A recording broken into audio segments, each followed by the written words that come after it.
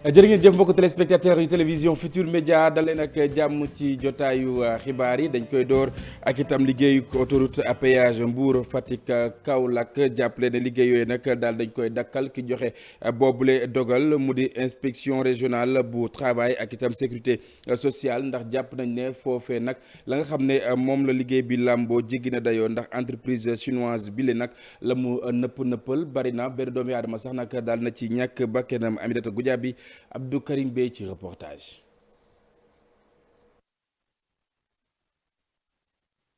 arrêté bi ngeen di gis nag inspection régionale du travail et de la sécurité sociale bu Fatick moom moo ko génnee li mu sàkku nag ci arrêté bi mooy ouvrier yi nga xam ni ñoom ñooy liggéey ci chantier bi nga xam ni mooy defar autoroute à péage Mbour Fatick Kaolack ñu jugee gum ca bërëb boobu bàyyi liggéey ba décision boobu nag inspecteur régional du travail bu Fatick daf ko jël ngir rek bëgg entreprise chinoise bi nga xam ne moom la ñu jox liggéey bi mu respecté li ñuy wax code du travail ndaxte nee ñu dara amu ci. ndax dafa bari ay irrégularités yi fi am yoo xamante ni entreprise bi waa direction CRBC bi respecté wuñu ko déjà amuñu contrat yi baaxuñu valable ñu amuñu IPM pour problème santé dàq boo xam ne dàq bu leen dàq abusif xëy rek neexoo ko rek mun la pale di kunda wallaay lazim dañ ñoo jàppee comme ay jaam fii ñuy wax ak yow comme ay esclave. ouvrier yi liggéey ci chantier bu ni mel nag daanaka ci juróomi téeméer la ñuy toll ay ndaw la ñuy jugee ci région yu bëri yi nekkee ci Sénégal nee ñu nag fii ñuy liggéeyee daanaka lu nekk lañ fiy daj ay accident de travail yu bëri daf ciy am na sax ku ci ñàkk bakkanam waaye loolu li ci gën a yéeme mooy entreprise chinoise bi nga xam ne moom la ñuy liggéeyal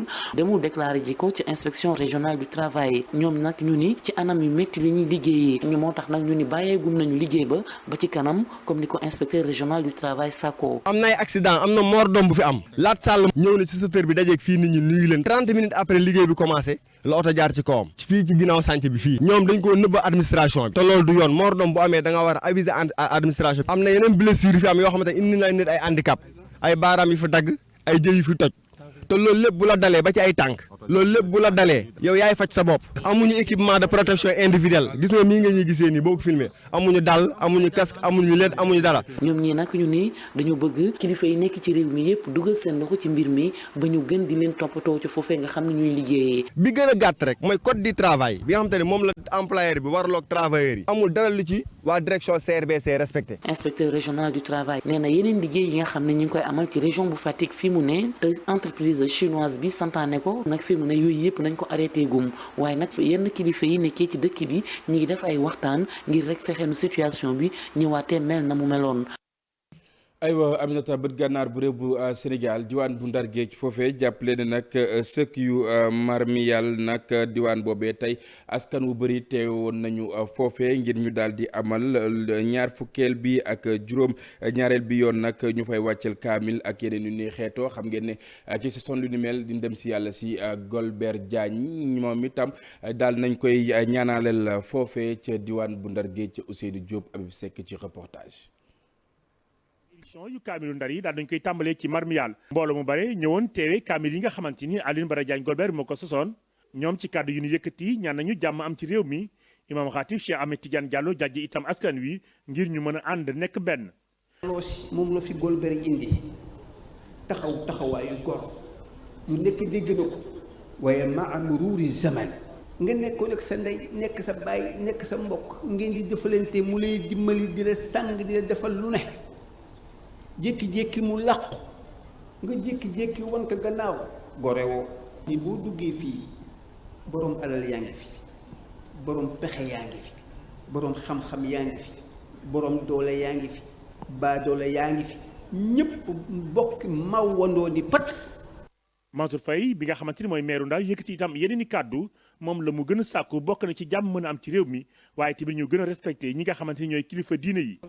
diine suñu amee suñu diine dañ koy ormal dañ ko xarab donc loolu laay ñaan en tout cas fii ci Ndar ñaan ko sama mbokk doom day aussi ñaan ko Sénégalais yëpp ñu xam lu ñu téye parce que dëkk pour mu jëm kanam jàmm rek moom moo fi mën a nekk mu jëm kanam. kaamilu Ndar yi mbooloo mu takku ñëwoon nañ ci ñoom nag daal nañuy ñaan jàmm mën a am ci réew mi waaye tamit ñu gën a respecté ñi nga xamante ni ñooy suñu ay kilifa diine. way dawlu yàlla nañu daje ak yërmandey suñu borom ñu àddu ci leneen ñu wutali ca Mboro xam ngeen ne ma nga nekk ca département bu Tivaouane foofee nag cancer bi laal ci butitu njurukaay bi nag bëri na ci ay soxna yoo xamante ni nag sonal na leen ginnaaw journée de dépistage bi nga xam ne ñu ngi ko fa doon amal gën gaa ne lu toll ci 2 fukk daal nañ koy laalee tax na itam ki nga xam ne moom moo di sage femme boobu les postes de santé itam ma ngay rek artu Cheikh Anta Diop ak Selatir ci reportage. ñu ngi fii ci commune bu Mboro ci poste de santé bi daanaka jigéen ñi ñëpp a génn jóge quartier bu nekk ci dëkk bi dikkoon ngir xool seeni wërgu-yaram rawatina feebar bi ñuy wax cancer buy jóge ci mbutitu jur ak canceru ween. En tout cas par rapport ak rapport bi ma def ci dépistage yu semaine passée on est actuellement à 25 cas suspects donc lii initiative yoo xam ne la dañ ko soxla parce que population Mboro du population boo xamante ni peut-être koom-koom bi bari na torop ba ñu mun a xeex feebar bi wala faj bi yomb parce que faj bi dafa cher parce que ku wax ndeete ndey ak doom te cancer gis nañ nu muy ravager jigéen ñi muy butitu njurukaay muy ween tey lu ñuy wax deewu yaay fatalité la. tendance nationale bi daanaka liñ fi xayma ci ñi nga xamante ne am nañu doomu jàngoro ji ci réew mi jéggi na dayoo. am na ñoo xam ne faj nañ leen ba ñu wér malheureusement am na ci ñoo xam ne tamit ñàkk nañu seen bakkan ndax dañu yéex a ñëw moo tax nag ñuy def action yi. ndaw ñi bokk ci kuréel gi chambre numéro 1 bu Dakar ñoom ñëpp de takku ñoom it dikkoon nee nañ programme yi de dañ koy wéel taxawu jigéen ñi ndax de dañoo gis ne feebar bi de bari na ci réew mi. jigéen boo ko jàppalee rek jàppale nga société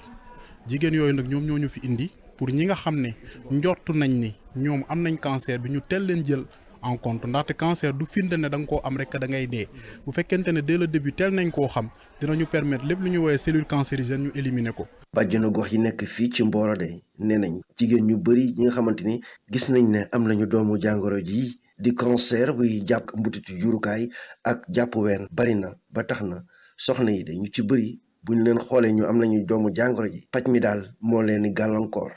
liggéeykat ya woon moo xam SIAS ama Sénégal ak itam Sotrac ñoom itam ñooy sàkku gouvernement bu Sénégal jox leen koppar yoo xamante ni itam moom moo leen ko deseel lu ni mel bu ñu ko xaymaa toll na ci 1 ci ay milliards mi ngi tënku itam ci li nga xam ne moom moo di budget wu année 2023 Ousseynou Diop moom mooy secrétaire général bu syndicat des travailleurs wu nettoiement moom lañ leen digtal ay kàddoom ci micro Abdoulaye Paté Anne. nekkoon ci ay marche ay grève de la faim ak yooyu ba président envoyé son ministre du travail Samba Sy mu rencontré ñu xamal ni président nee na seen i njabootam ngeen te mi ngi leen di ñaan ngeen arrêté li ngeen di def dina régler problème bi dans les jours à venir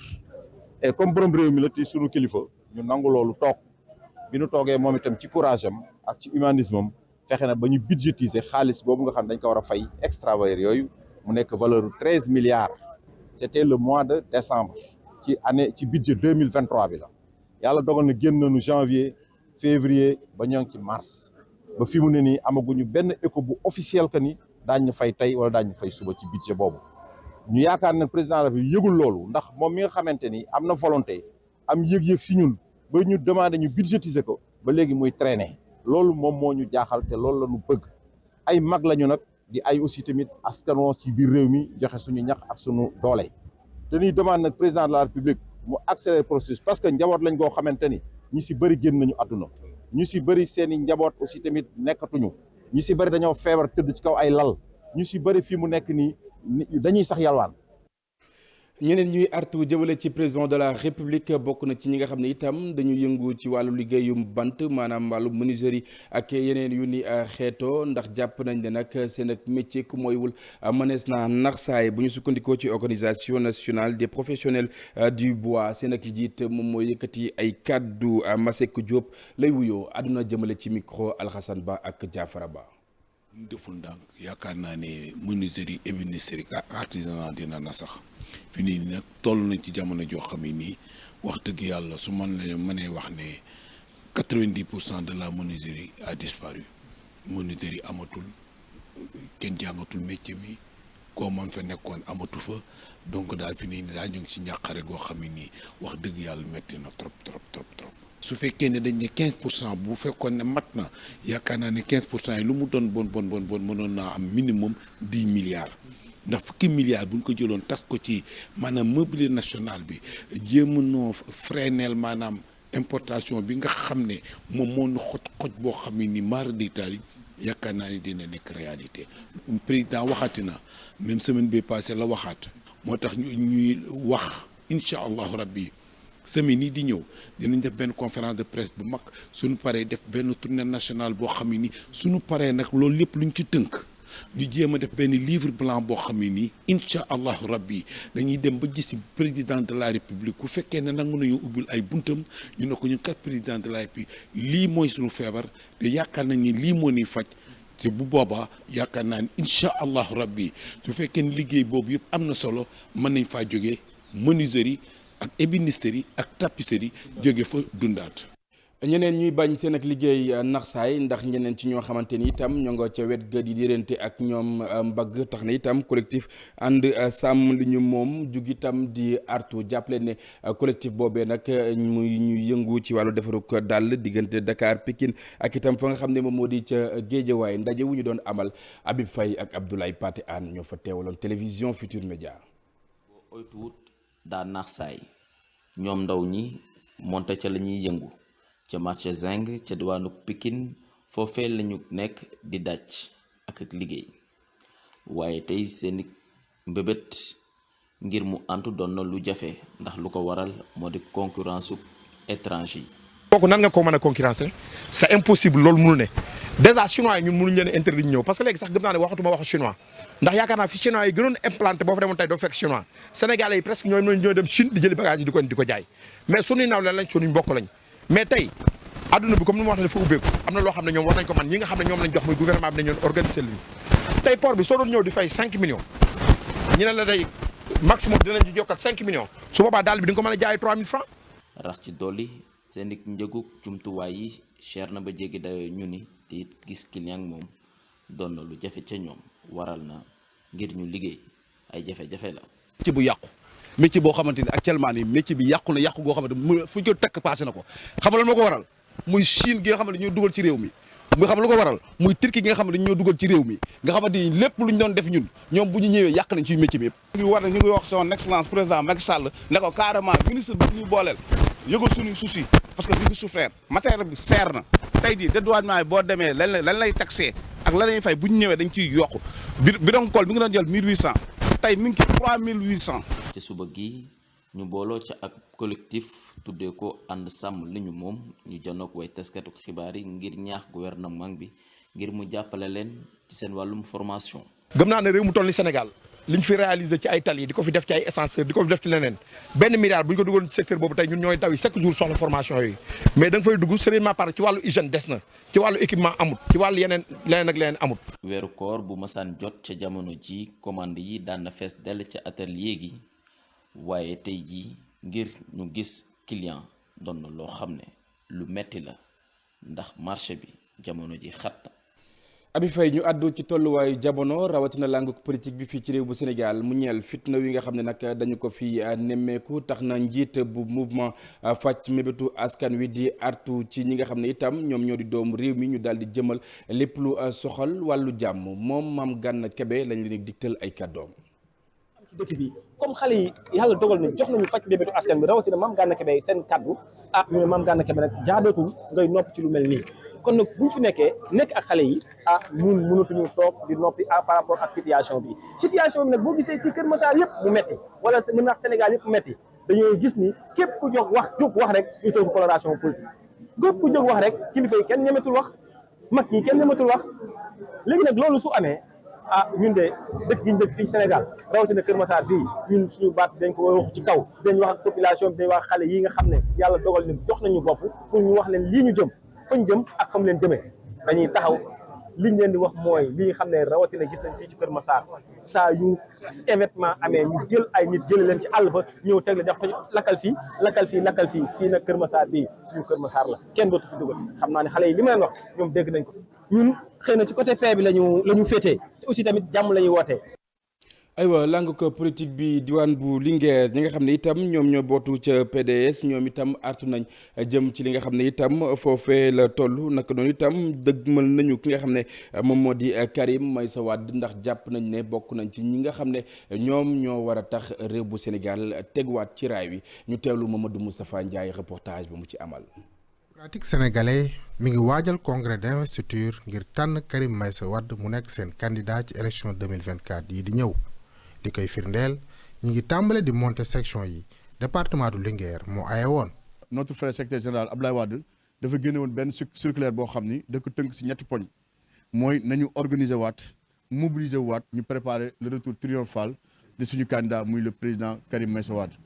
et yaakaar naa boobu léegi si liggéey boobu lañu nekk di def ñun nag yàlla def ñu nekk juróomi commissaire yoo xam ne ñun lañu déployé woon si mars 2021 fii si Daara. ki nga xam ne moo jiite coordination départementale bu PDS fii ci département bu Linguère moom nag mu ngi ñaawlu ni réew mi doxee ak pëccëxoo bi fi am ak teg loxo yi ni teg loxo yenn ci way politique yi rawatina ñu bokk ci kujje gi. gis ngeen li xew Sénégal mooy réew mi dafa Macky Sall amatul solution Sénégal ku wax ñu tëj la ku wax ñu jàpp la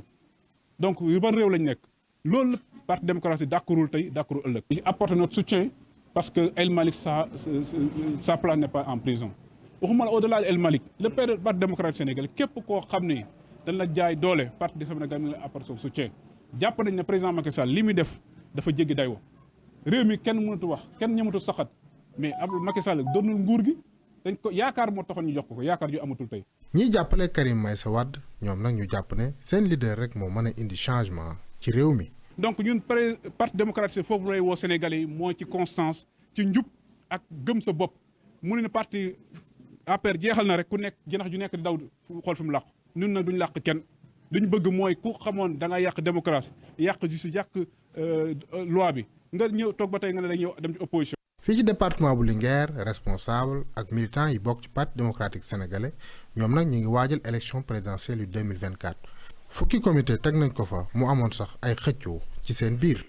jaajëf Mamadou Moustapha mbokk yéen itam jërë ngeen jëf fi la ñu jaar daal di yëkkati jotaay wi dig daje ak rédaction bu télévision Futur Média bu ñu dogee bat pare 20h dinañ fi teewaat jukki leen xibaar yi lu mooy loolu itam man ma jox leen daje ni ki ëllëg incha allah bu 6h30 jotee dinaa teewaat jukki leen li nga xam ne moom moo gën a fës ci li yéene kaay di xëy di fësal ni ki ëllëg ci altine ji lu mooy loolu itam ñu leen di jaajëfal bu baax a baax ñu fanaan jàmm.